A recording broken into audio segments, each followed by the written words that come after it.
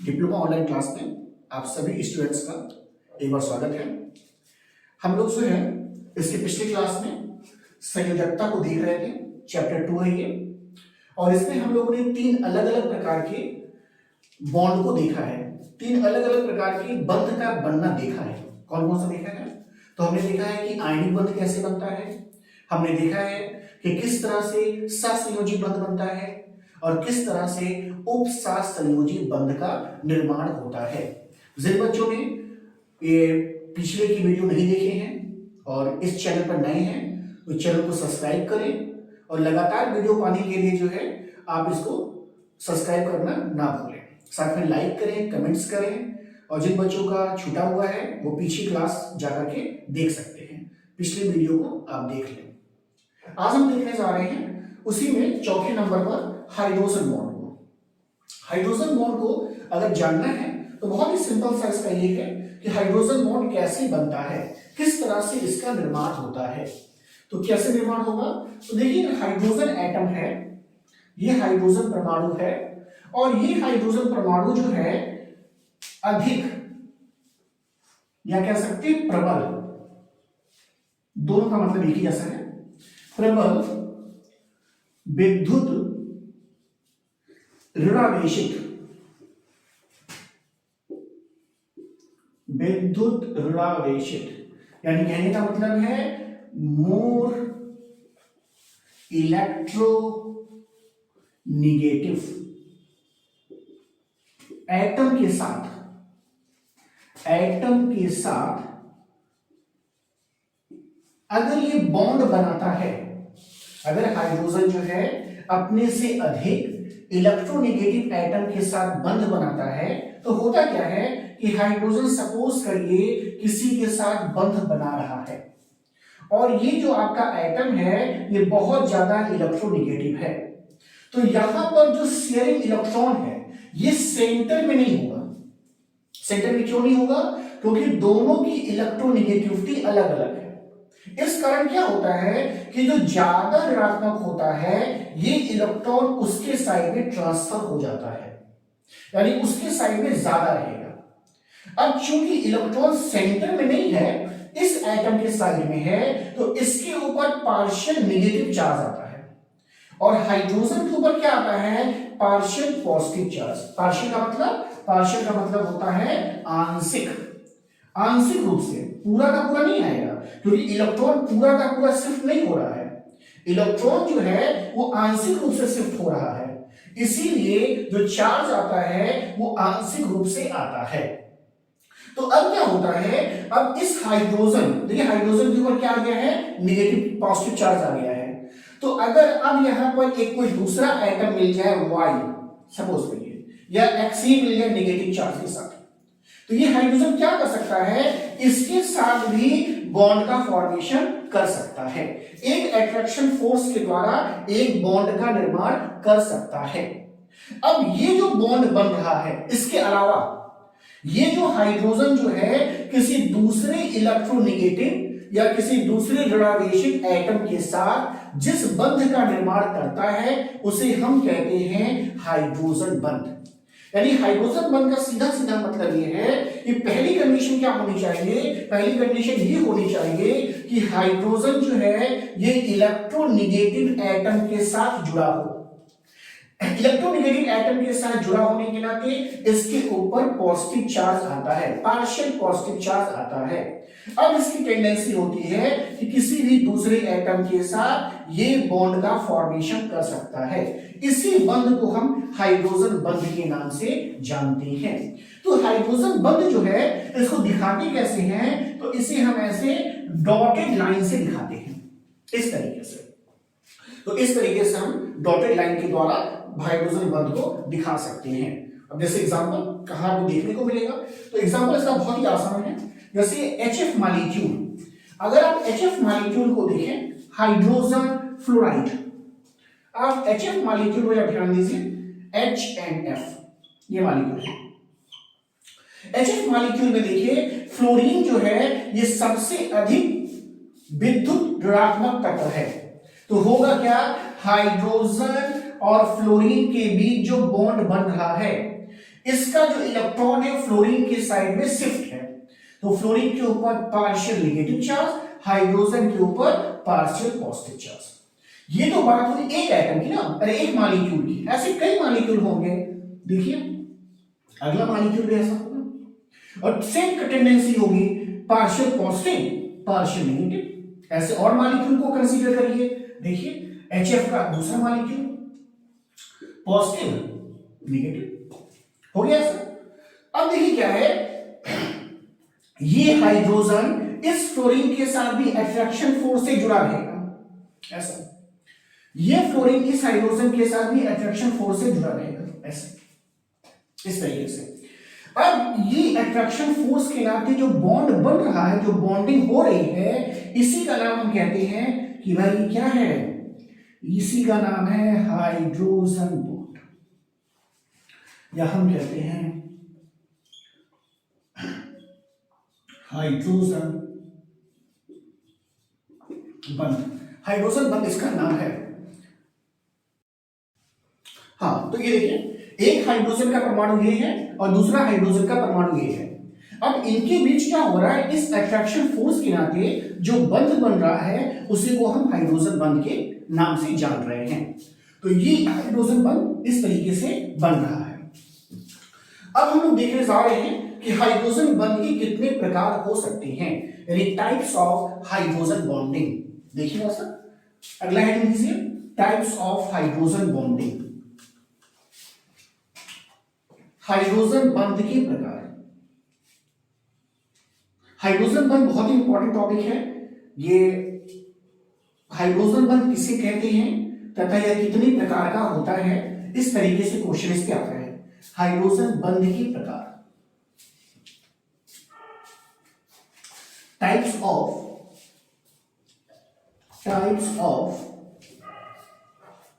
Hydrogen bonding, types of hydrogen bonding. ऐसा कितने प्रकार के हो सकते हैं, तो हाइड्रोजन बंध जो है अलग अलग परमाणु में, अलग अलग अणु में बन रहा है या एक ही अणु में बन रहा है, इसके आधार पर जो है हाइड्रोजन बंध के प्रकार को डिसाइड किया गया है। तो हाइड्रोजन बंध जो है ये कुल मिला के दो तरीके का हो सकता है। कैसे दो तरीके का हो सकता है, तो जो पहला है उसे हम कहते हैं अंतरा अणुक हाइड्रोजन बंध, अंतरा अणुक हाइड्रोजन बंध, यानी इंग्लिश में अगर इसे देखना होगा तो इसे हम कहते हैं inter molecular hydrogen bonding, inter molecular hydrogen bonding. इसका मतलब क्या है, इसका मतलब है कि जो हाइड्रोजन बंध बनेगा वो दो अलग अलग अणुओं के बीच बनेगा। अगर दो अलग अलग अणुओं के बीच हाइड्रोजन बंध का निर्माण हो रहा है तो उसे हम कहते हैं अंतरा अणुक हाइड्रोजन बंध या इंटर मॉलिक्यूलर हाइड्रोजन बॉन्डिंग। जैसे एग्जांपल अभी आपने HF देखा है, HF के अलावा भी हम देख सकते हैं, जैसे हम कह सकते हैं भाई H2O में भी आप देख सकते हो। तो H2O में कैसे आप देख सकते हैं, तो देखिए हाइड्रोजन है, इधर देखिए ऑक्सीजन है और फिर क्या है भाई हाइड्रोजन। देखिए ऑक्सीजन जो है ये ज्यादा इलेक्ट्रोनेगेटिव है, किसके कंपेयर में, हाइड्रोजन के, इसलिए इसके ऊपर पार्शियल नेगेटिव चार्ज आता है और इसके ऊपर पार्शियल पॉजिटिव और इसके ऊपर पार्शियल पॉजिटिव। क्यों, क्योंकि सेंटर वाला जो इलेक्ट्रॉन है ऑक्सीजन के साइड में क्या है, पुल्ड है, खींचा हुआ है। ऐसे दूसरा मॉलिक्यूल लीजिए, देखिए हाइड्रोजन ऐसा और फिर देखिए ऐसे, इस तरीके से फिर से partial negative charge, partial positive charge, partial positive charge. इस ऑक्सीजन और इस हाइड्रोजन के बीच देखिए बंध बना। क्यों बंध बना, क्योंकि इनके बीच अट्रैक्शन फोर्स होगा, एक पॉजिटिवली चार्ज है और एक नेगेटिवली चार्ज है। इसके नाते क्या हो रहा है कि दो अलग अलग अणुओं के बीच क्या हो रहा है, हाइड्रोजन बंध का निर्माण हो रहा है। अगर दो अलग अलग अणुओं के बीच हाइड्रोजन बंध का निर्माण हो रहा है तो उसे हम किस नाम से जानते हैं, उसे हम जानते हैं इंटरमॉलिक्यूलर हाइड्रोजन बॉन्डिंग या कहते हैं अंतरा अणुक हाइड्रोजन बंध। और कहां देख सकते हैं, और एग्जांपल कहां पे देखा जा सकता है, तो हम देख सकते हैं, अगला एग्जांपल देख सकते हैं NH3 में। देखिए NH3, यहां पर भी आपको हाइड्रोजन बंध देखने को मिलेगा। कैसे देखने को मिलेगा, नाइट्रोजन जो है वो हाइड्रोजन से ज्यादा इलेक्ट्रोनेगेटिव है, और चूंकि नाइट्रोजन की इलेक्ट्रोनेगेटिविटी ज्यादा है तो नाइट्रोजन पर क्या आएगा, पार्शियल नेगेटिव चार्ज आएगा, और हाइड्रोजन के ऊपर क्या आएगा, पार्शियल पॉजिटिव चार्ज आएगा। इसके नाते क्या होगा, इसके नाते इसी तरह के अट्रैक्शन फोर्स का फॉर्मेशन हो जाएगा, यानी वहां पर भी आपको देखने को मिल सकता है। तो कितने एग्जांपल हमने देखे, एक एग्जांपल हमने देखा HF का, अब इसके ऊपर देखा गया था, दूसरा एग्जांपल हमने वाटर देखा, और तीसरा एग्जांपल कहां देख सकते हैं, NH3 में भी देख सकते हैं। तो कम से कम 2 एग्जांपल हमेशा ध्यान रखिए, दोनों एग्जांपल्स आप इन तीनों में से कोई भी 2 एग्जांपल को ले सकते हैं। तो ये किसका हुआ, ये हुआ अंतरा अणुक हाइड्रोजन बंध। दूसरा प्रकार जो है इसी टाइप्स ऑफ बॉन्डिंग में, नेक्स्ट जो है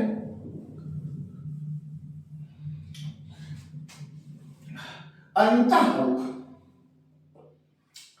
हाइड्रोजन बॉन्ड या फिर intra, INTRA, intra molecular hydrogen bonding. ये क्या होगा, अभी तक हम लोग देखा कि 2 अलग अलग अणुओं के बीच हाइड्रोजन बंध पाया जा रहा है, इस बार एक ही अणु होगा और उसी अणु के अंदर जो है हाइड्रोजन बंध पाया जाएगा।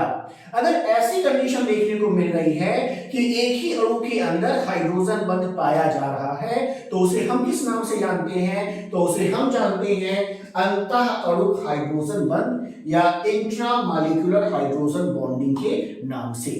अब फिर से देखेंगे एग्जांपल दिखा बताइए सर, तो एग्जांपल बहुत ही आसान सा है, एग्जांपल जरा देखिए, एग्जांपल देखिए सर। पहला एग्जांपल देखिए, first example ortho nitro phenol. पहला एग्जांपल हिंदी में भी ऐसे लिखा जाएगा, आर्थो नाइट्रो फिनॉल ही लिखा जाएगा। आर्थो नाइट्रो फिनॉल को हम कैसे लिखते हैं, तो आर्थो नाइट्रो फिनॉल को जब भी हमें लिखना होता है तो हम कैसे लिखते हैं, तो देखिए आर्थो नाइट्रो फिनॉल को हम दिखाते कैसे हैं, देखिए ऐसे,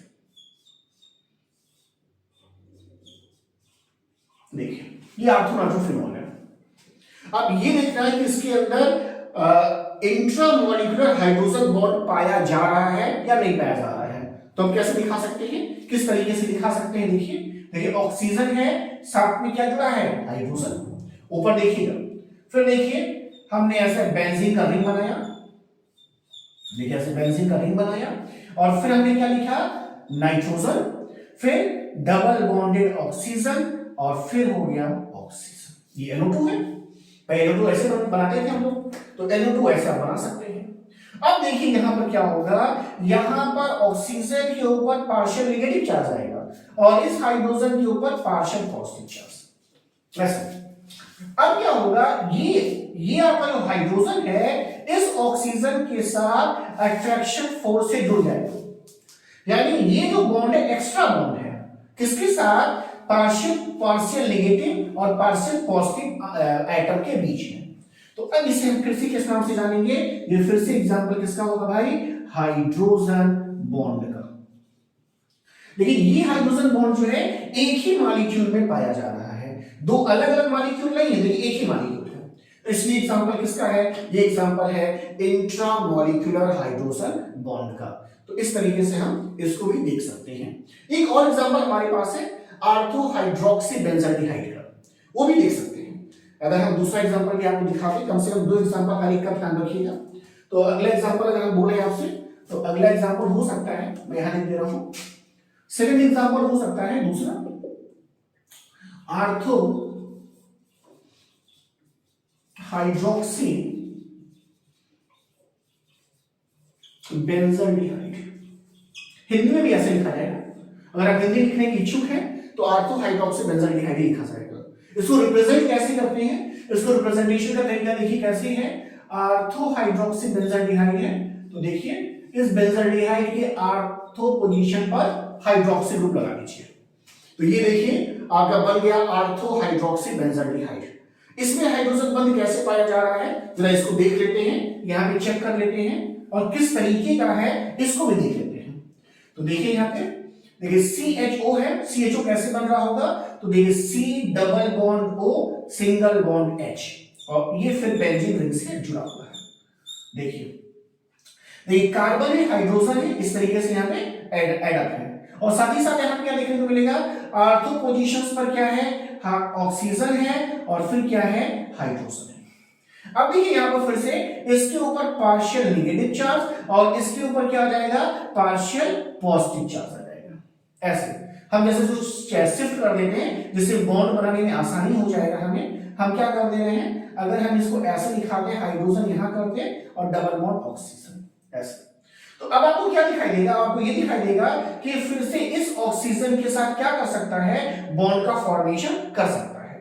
तो ये फिर क्या कर लेगा, इसी ऑक्सीजन के साथ बॉन्ड का फॉर्मेशन कर लेता है, और फिर से ये अट्रैक्शन फोर्स है, इस नाते इस अट्रैक्शन फोर्स को हम किस नाम से जान रहे हैं, हाइड्रोजन बॉन्ड के नाम से जान रहे हैं। तो ये फिर से हाइड्रोजन बॉन्ड का एग्जांपल है।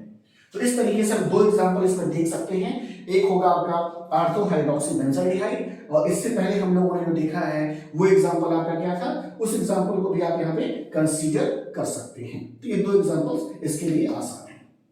अब देखिए इसमें कई तरह के क्वेश्चंस भी पूछे बनते हैं। जैसे पहला क्वेश्चन क्या बनता है कि हाइड्रोजन बॉन्ड अगर किसी भी मॉलिक्यूल में पाया जा रहा है तो उसके बॉइलिंग पॉइंट और उसके मेल्टिंग पॉइंट पर क्या प्रभाव पड़ेगा। इस तरीके के क्वेश्चन पूछे जाते हैं। क्या प्रभाव पड़ना चाहिए, तो देखिए हमेशा क्या ध्यान में रखना होगा कि ये जो बॉन्ड बनता है हाइड्रोजन बॉन्ड, ये एडिशनल बॉन्ड है, मतलब ये बॉन्ड तो बने ही बने हैं, ये अतिरिक्त बंध है। तो होगा क्या कि जब कभी भी इसके एटम्स को तोड़ना होगा तो ज्यादा एनर्जी की आवश्यकता पड़ेगी। क्यों, क्योंकि एक बंध और यहां पर ज्यादा है, इसलिए जिन किसी भी मॉलिक्यूल्स में या अलग अलग या इंटरमॉलिक्यूलर हो चाहे इंट्रामॉलिक्यूलर हो, जिस किसी में भी हाइड्रोजन बंध पाया जाएगा उनके मेल्टिंग पॉइंट या उनके बॉइलिंग पॉइंट जो होते हैं वो हमेशा क्या होंगे, अधिक पाए जाएंगे या ज्यादा पाए जाएंगे। एक और छोटा क्वेश्चन इसमें बनता है जो अक्सर एग्जाम में आता है, और वो हाइड्रोजन बॉन्ड से ही डिफाइन होता है, और वो क्वेश्चन क्या है, तो उस क्वेश्चन को पहले लिख लीजिए फिर हम उसको डिफाइन करते हैं।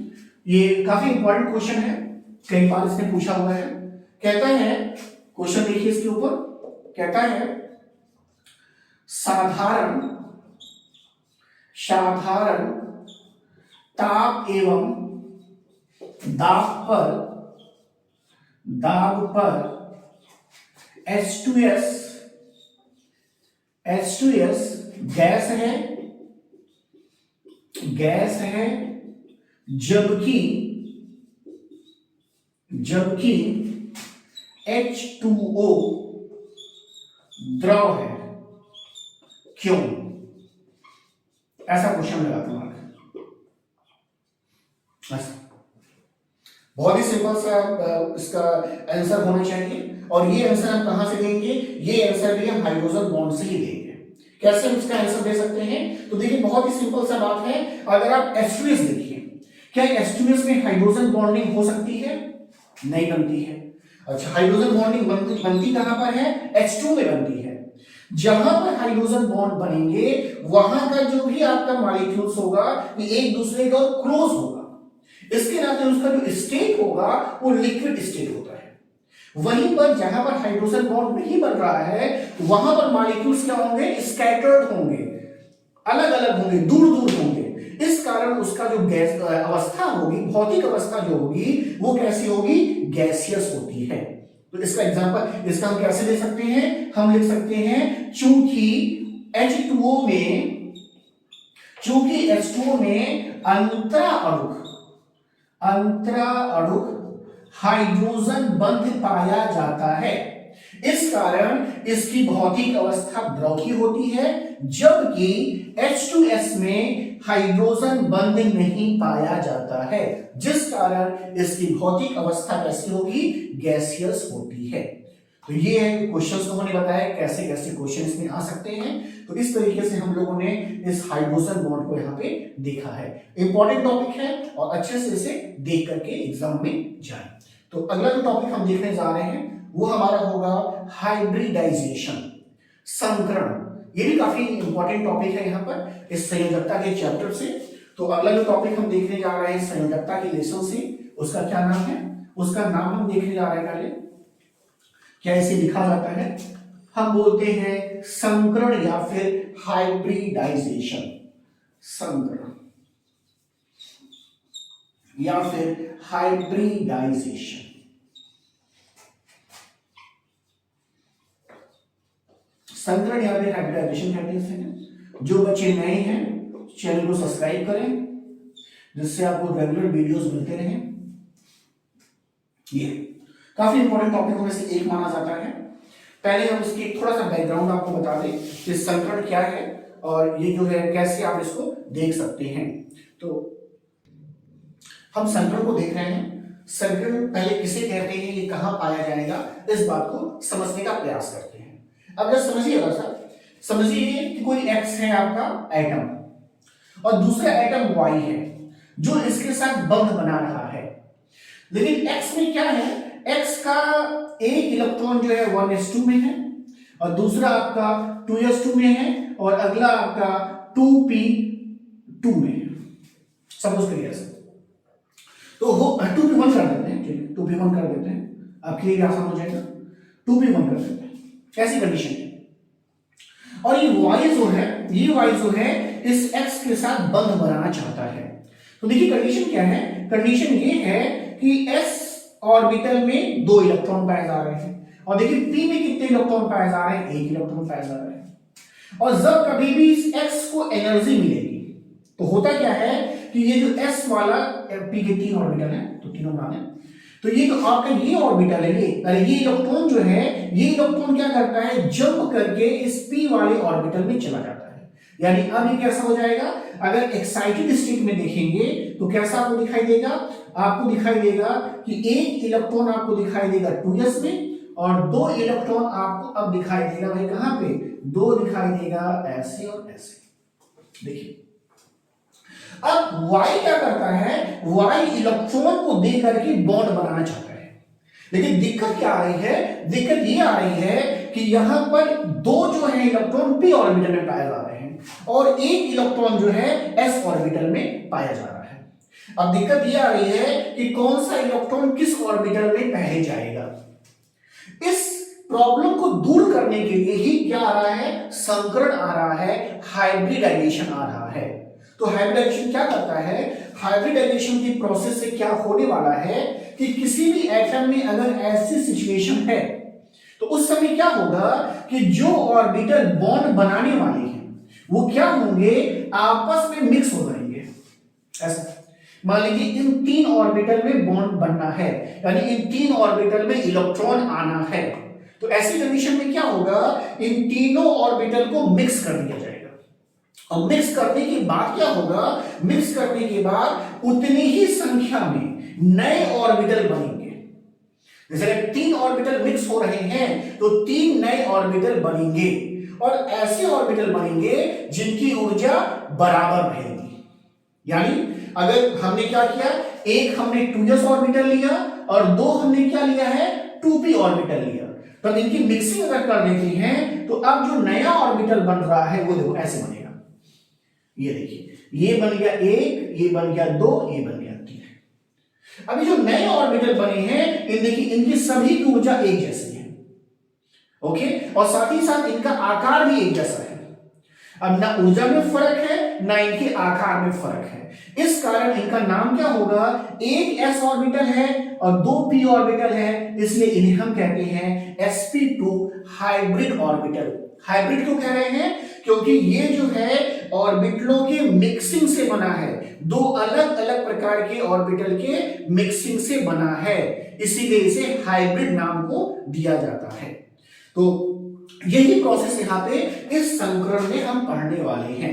तो संकरण में मेन चीजें क्या क्या हैं, इसको जब पॉइंट आउट कर लेते हैं यहाँ पे हैं कि क्या क्या मुख्य बातें हैं। लेकिन पहली मुख्य बात क्या है, ये पहली मेन बात क्या है यहाँ पे, देखिए मेन बात ये है कि 2 अलग अलग ऊर्जा वाले ऑर्बिटल आपस में मिक्स होंगे। पहली बात क्या है जब भी आपका हाइब्रिडाइजेशन या संकरण होगा तो उसमें क्या होगा, दो लगभग समान ऊर्जा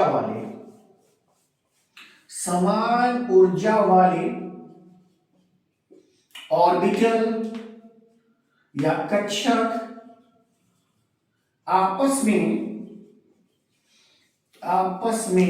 मिश्रित होते हैं, आपस में मिश्रित या मिक्स होते हैं। ये पहली खास बात है कि लगभग समान ऊर्जा। ऐसा नहीं होगा कि एक 2s ऑर्बिटल है तो एक अगला ऑर्बिटल यहां से मिक्स हो गया, ऐसा नहीं होगा। यानी 1s2 2s2 2p6 3s वाला नहीं आएगा, ऐसा नहीं होगा। यानी जब कभी भी होगा तो लगभग एक दूसरे से समान एनर्जी की होनी चाहिए, बहुत दूर का एनर्जी का नहीं होना चाहिए। तो पहले पॉइंट इस बात का ध्यान रखेंगे। और दूसरा पॉइंट क्या होगा कि इनके मिक्सिंग से उतनी ही संख्या में नए कक्षक का निर्माण होगा, और ये जो नए कक्षक बनेंगे उनकी ऊर्जा और उनकी आकृति बराबर होगी। तो यानी कहने का मतलब है कि इनकी मिक्सिंग से नए कक्षक का निर्माण होता है,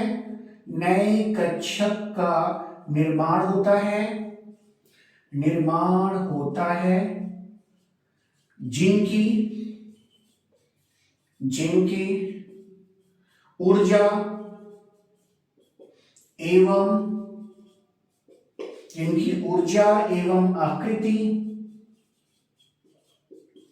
एक जैसी होती है। ये भी बहुत इंपॉर्टेंट पॉइंट है इसका। अब ऊर्जा में जो है अब किसी भी तरह का कोई फर्क नहीं रह जाएगा, एक जैसी होती है। अब क्या होगा कि अब जो इनकमिंग इलेक्ट्रॉन्स है, जो इलेक्ट्रॉन्स बॉन्ड बनाने के लिए आ रहे हैं, वो किसी भी ऑर्बिटल में जा सकते हैं। क्यों? क्योंकि इनकी सबकी ऊर्जा बराबर हो गई है। तो ये होगा हाइब्रिडाइजेशन के बारे में। तो हाइब्रिडाइजेशन का डेफिनेशन अगर लिखना है तो इन्हीं दो पॉइंट को मिला करके आप इसके डेफिनेशन को लिख सकते हैं। अब बात यह आ रही है कि हाइब्रिडाइजेशन कितने प्रकार का हो सकता है। इसका जो प्रकार है ये इस बात पर निर्भर करता है कि कौन कौन सी ऑर्बिटल आपस में मिक्स हो रहे हैं, उसी के हिसाब से इनका नाम है। अब सपोज करिए एक s ऑर्बिटल है और एक p ऑर्बिटल मिक्स हो रहा है, तो जो हाइब्रिडाइजेशन होगा उसका नाम होगा sp हाइब्रिडाइजेशन। अब सपोज करिए एक s ऑर्बिटल है, दो p ऑर्बिटल है, तो जो हाइब्रिडाइजेशन होगा उसका नाम होगा sp2 हाइब्रिडाइजेशन। अगर एक s ऑर्बिटल है और साथ ही साथ क्या है, तीन p ऑर्बिटल है, तब नाम क्या हो जाएगा, sp3 हाइब्रिडाइजेशन। यानी सब कुछ इस बात पर निर्भर करता है कि कितनी संख्या में s और कितनी संख्या में p ऑर्बिटल जो है आपस में मिक्स हो रहे हैं। देखते हैं एग्जांपल के साथ, ये देखना होगा हमें। तो एक एक करके इसके टाइप्स को हम डिस्कस करने वाले हैं। तो अगला जो हेडिंग होगा वो होगा हाइब्रिडाइजेशन के प्रकार। तो हाइब्रिडाइजेशन के प्रकार अगला हेडिंग देखने जा रहे हैं, और इसके कितने प्रकार होंगे, क्या क्या इसके एग्जांपल्स होंगे, उन सभी को अच्छे से डायग्राम के साथ देखने वाले हैं। देखिए संकरण या हाइब्रिडाइजेशन के प्रकार। संकरण के प्रकार, टाइप्स ऑफ हाइब्रिडाइजेशन।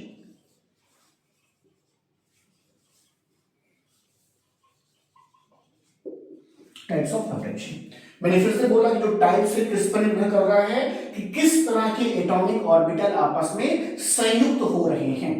तो जो पहला टाइप होगा, जो फर्स्ट इसका टाइप है, उसे हम कहते हैं sp संकरण। ये पहला टाइप है इसका, या इंग्लिश में अगर आप लिख रहे हैं तो इसे हम कहेंगे sp हाइब्रिडाइजेशन। sp hybridisation.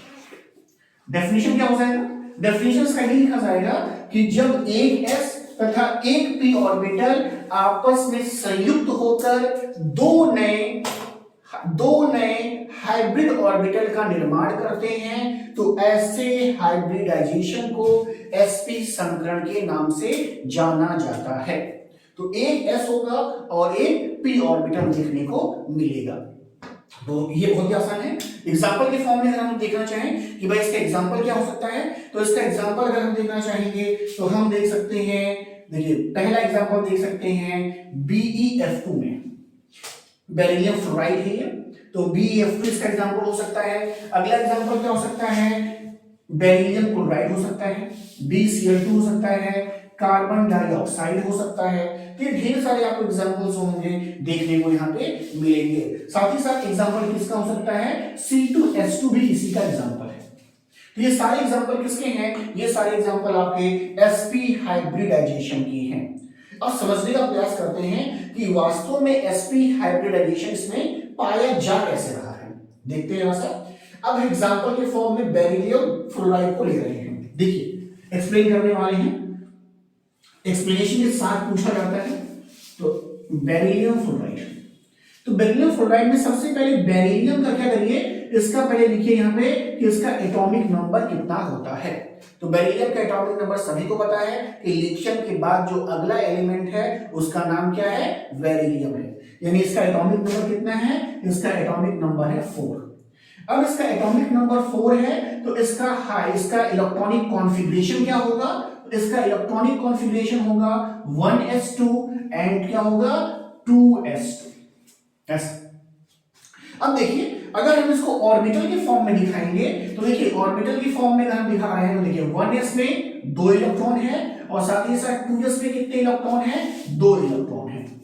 ये कब की कंडीशन है, जब ये नॉर्मल स्टेज में पाया जाएगा। लेकिन जैसे ही ये बॉन्ड बनाता है फ्लोरीन के साथ तो क्या होता है, तो ये आ जाता है अपने एक्साइटेड स्टेट में। ऐसी कंडीशन में क्या होती है, ऐसी कंडीशन में ये ऑर्बिटल तो अपनी जगह पे रहता है, इसमें कोई बदलाव नहीं होगा। लेकिन होता क्या है कि इसके बाद भी इसके पास p ऑर्बिटल है, खाली है, ऐसा। यानी 1s2 2s2 एंड 2p6 वाला ऑर्बिटल जो है, ये कौन सा ऑर्बिटल है, 2p वाला ऑर्बिटल है ये। और ये कौन सा ऑर्बिटल है, ये 2s वाला ऑर्बिटल है। और ये कौन सा है, 1s है। तो होता क्या है कि जब इसको एनर्जी मिलती है बेरिलियम को, तो एक इलेक्ट्रॉन क्या होता है, एक इलेक्ट्रॉन जो है p ऑर्बिटल में चला जाता है, ऐसा। और ये जाना भी जरूरी है। क्यों जाना जरूरी है, क्योंकि देखिए बॉन्डिंग किससे करने वाला है, 2 फ्लोरीन के एटम के साथ करेगा। तो फ्लोरीन क्या करेगा, एक एक इलेक्ट्रॉन देगा। तो वो एक एक इलेक्ट्रॉन कहां पर जाएगा भाई, जहां पे ऑर्बिटल खाली होगा वहीं तो जाएगा। अगर सपोज करिए, अब देखिए मान लीजिए ना दिया होता, ऐसा, तो 2 इलेक्ट्रॉन कभी ऐसे भरे नहीं जाएंगे, कभी ऐसे ही भर जाते हैं, क्योंकि हुन क्या कहता है कि इलेक्ट्रॉन कैसे भरे जाएंगे, ऐसे भरे जाएंगे। तो इसका कोई मतलब नहीं है। क्यों नहीं मतलब है, क्योंकि अभी भी ये क्या है आपका, अभी भी ये ऑर्बिटल खाली है, तो बॉन्ड नहीं बन रहा है। यानी कहने का मतलब क्या है कि ये बहुत ही जरूरी है कि यहां से एक इलेक्ट्रॉन जो है इस ऑर्बिटल में जंप कर जाए। अब देखिए होगा क्या कि अब एक ऑर्बिटल जब यहां पे जंप कर गया है, इस ऑर्बिटल में चला गया है, तो अब क्या होगा, ये 2 ऑर्बिटल आपस में क्या होंगे, हाइब्रिडाइज हो जाएंगे। क्या हो जाएंगे भाई, हाइब्रिडाइज्ड, DIZ। और इस हाइब्रिडाइज होने के बाद 2 नए ऑर्बिटल बनेंगे, देखिए, जिनमें एक इलेक्ट्रॉन ये, एक इलेक्ट्रॉन ये। तो ये कौन सा होगा भाई, ये होगा न्यू sp हाइब्रिड ऑर्बिटल्स। देखिए एक s ऑर्बिटल है और एक p ऑर्बिटल है, ये दोनों ऑर्बिटल आपस में हाइब्रिडाइज्ड हो रहे हैं और 2 नए ऑर्बिटल बन रहे हैं। ये जो 2 नए ऑर्बिटल बन रहे हैं इनका नाम है sp हाइब्रिड ऑर्बिटल्स। अब होता क्या है कि अब मान लीजिए फ्लोरीन का आपके 2 क्या हैं, 2 आपके यहां पे एटम्स हैं। तो जब कभी भी देखिए, जब कभी भी BeF2 बनेगा उस समय क्या होगा, उस समय आपका ये ऑर्बिटल, देखिए ये ऑर्बिटल आपका 1s है 2 इलेक्ट्रॉन के साथ, ये वाला। और अब क्या है, ये जो नया ऑर्बिटल बना है जिसमें 2 इलेक्ट्रॉन्स है, तो 1 इलेक्ट्रॉन और 2 इलेक्ट्रॉन, ये फ्लोरीन के जो 2 इलेक्ट्रॉन्स आएंगे तो 1 इलेक्ट्रॉन इस ऑर्बिटल में और 1 इलेक्ट्रॉन इस ऑर्बिटल में आ जाएंगे। तो इस तरीके से क्या होगा, इस तरीके से बॉन्ड का फॉर्मेशन होगा। तो इस तरीके से हम कहते हैं ये आपके sp हाइब्रिडाइज्ड ऑर्बिटल्स हैं, और ये जो आपका हाइब्रिडाइजेशन है इसका नाम है sp हाइब्रिडाइजेशन। दो बातें और पूछी जाती हैं, ध्यान क्या दीजिएगा। अगर बेरिलियम फ्लोराइड है तो बेरिलियम फ्लोराइड जब भी बनेगा तो कैसे बनेगा, तो देखिए इसमें, देखिए बेरिलियम ऐसा होगा, एक फ्लोरीन का एटम ऐसा लगा होगा और एक फ्लोरीन का एटम ऐसा लगा होगा। तो देखिए यहां पर क्या होगा, अगर इस तरीके से आप देखते हैं तो दो एटम के बीच में जो बॉन्ड का एंगल है वो हमेशा कितना होता है, वो हमेशा होता है 180 डिग्री। और साथ ही साथ इसकी संरचना कैसी होती है, इसकी ज्यामिति कैसी होती है, तो इसे हम कहते हैं कि ये रेखीय ज्यामिति का होता है, यानी कैसा होता है, लीनियर होता है, ऐसा देखिए लीनियर।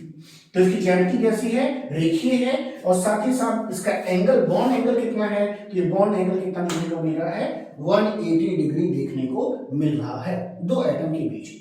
इस तरीके से हम डिफाइन कर सकते हैं sp हाइब्रिडाइजेशन को। तो बहुत ही आसान है, एग्जांपल के साथ डिफाइन करिएगा, और साथ में ये दो चीजें भी लिखना मत भूलिएगा कि बॉन्ड एंगल कितना होता है और इसकी ज्यामिति या इसकी ज्योमेट्री कैसी होती है। तो ये हमने sp संकरण के बारे में सारी बातें देखी। अगले वीडियो में sp2 एंड sp3 ये दो संकरण के बारे में हम लोग पढ़ेंगे। तब तक के लिए आप सभी को धन्यवाद, थैंक यू।